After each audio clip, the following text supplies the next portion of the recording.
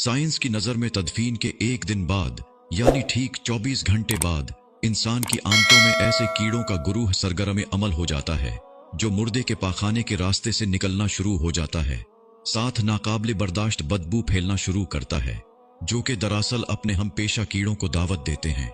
ये ऐलान होते ही बिच्छू और तमाम कीड़े मकोड़े इंसान के जिस्म की तरफ हरकत करना शुरू कर देते हैं और इंसान का गोश्त खाना शुरू कर देते हैं। तदफीन के 3 दिन बाद सबसे पहले नाक की हालत तब्दील होना शुरू हो जाती है। 6 दिन बाद नाखून गिरना शुरू हो जाते हैं। 9 दिन के बाद बाल गिरना शुरू हो जाते हैं।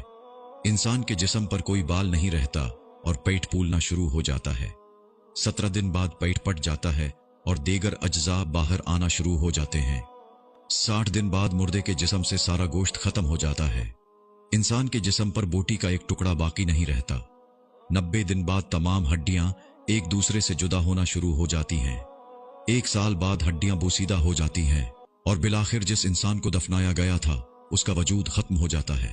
तो मेरे दोस्तों, गुरूर, तकब्बुर, हिर्स, लालच, गमंड, दुश्मनी, हसद, बुगज, जलन, इज्जत, वकार, नाम, ओहदा, बादशाही, ये सब कहां जाता है? सब कुछ खाक में मिल जाता है। इंसान की हैसियत ही क्या है? मिट्टी से बना है, मिट्टी में दफन होकर मिट्टी हो जाता है। 5 या 6 फुट का इंसान कब्र में जाकर बेनाम व निशान हो जाता है। दुनिया में अकड़ कर चलने वाला, अपने आप को ताकतवर समझने वाला, दूसरों को हकीर समझने वाला, दुनिया पर हुकूमत करने वाला, कब्र में आते ही उसकी हैसियत सिर्फ मिट्टी रह जाती है।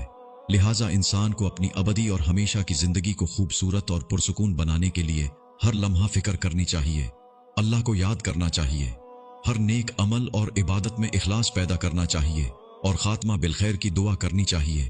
अल्लाह ताला मुझे और आप सबको अमल की तौफीक अता फरमाए। आमीन।